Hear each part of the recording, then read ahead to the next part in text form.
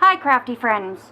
Today I'm going to show you how I make my little shrinky dink earrings. Now the boxes that I've got here, they are inspired by a lady called Julie Davidson, and she does amazing work and I've seen her for quite a while, and when I saw these I knew I had to make them.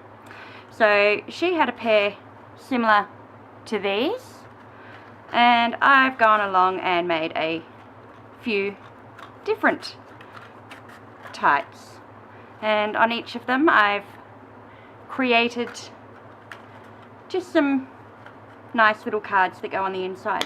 Now what I've done two different methods for colouring in our little shrinky dink cookie cutter characters, and I'll show you how I did that today. So firstly, the shrink plastic that I use is this one, and there's a few different types available. There's Shrinky Dink, there's Rough and Ready, there's different colours that you can get. Now for today's project, I've used the white. I live in Australia, so we're a bit limited as to what we can get here. So I'll show you, there's a product called Rough and Ready, and that is already nice and rough. I sand mine down with a sanding block. I use this one here. It's also used for distressing and sanding your cardstock. So this comes glossy. Okay, so all I do, so I just sand down a little section like that, and that gives your surface what's called a tooth. And now the tooth enables your product, your ink and your colouring pencil and your different mediums to grip onto it, and you can sort of see it's still glossy, but it's rough to the touch. Okay, so I'm using, for today's earrings, I'm going to use Cookie Cutter Halloween, and now I'm using black Stays On ink, and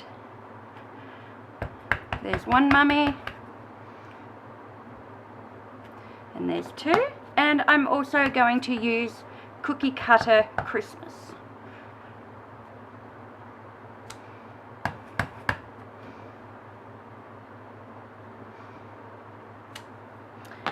Okay,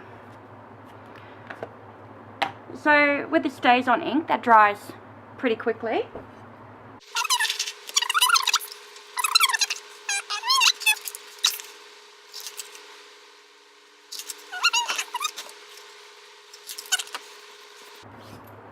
Okay, so here's what I've got.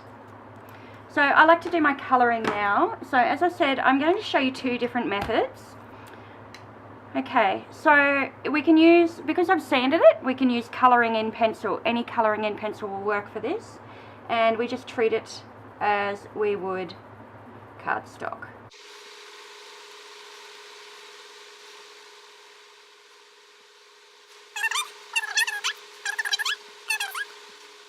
Now I'll just show you, if I was to try and colour straight on, nothing will happen. It just rubs right off. I'll show you with the red. So it won't work. So we do that, and while I'm at it, I'll colour this little guy a bit. So I'm just adding just a few shadows onto his bandages.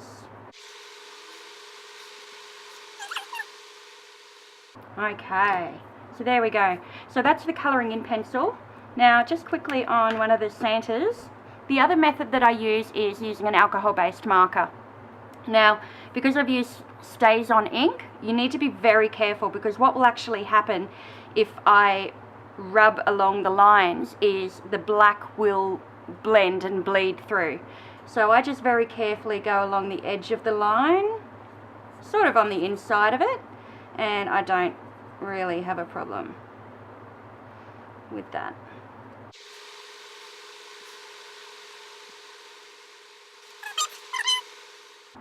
And now that black on the belt buckle, that's sort of disappeared because the alcohol markers are the same medium, and same with the shoes.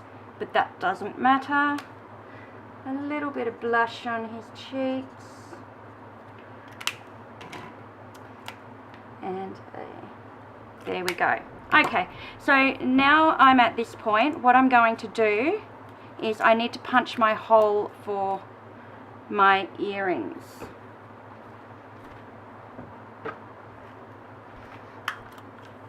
So I'm going to use a 1/8 inch circle punch, and I just punch. It's easy to see it that way. Just punch a hole there. Okay, so now using my Stampin' Up heat tool, you can bake these in the oven, but I find it much easier to just grab a paper piercer and your heat tool and go for it. Now what happens is the plastic will shrink, it will curl up onto itself, but just keep going and it will unfold. It's a bit scary at times, but hang in there and he'll come good.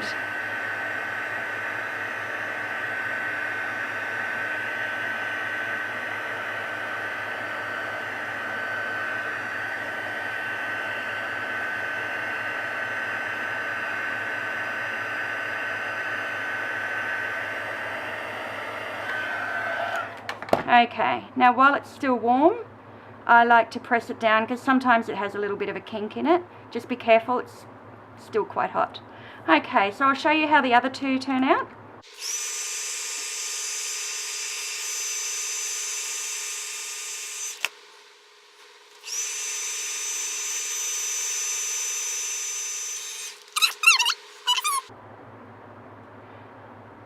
Alright, so I'll bring these up so you can see.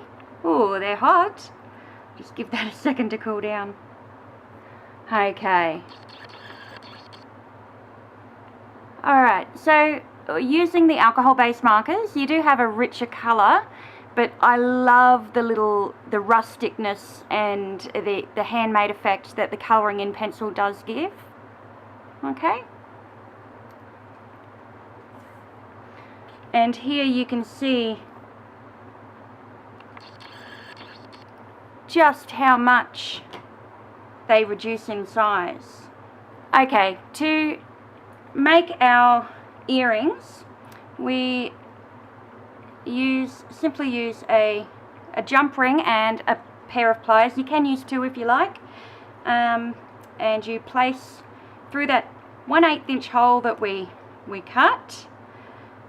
We place that through there,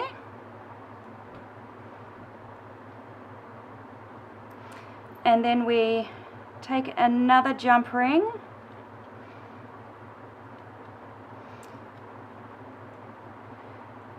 and place that through our shepherd hook earring. Okay, there you go, there's one earring. I'll just make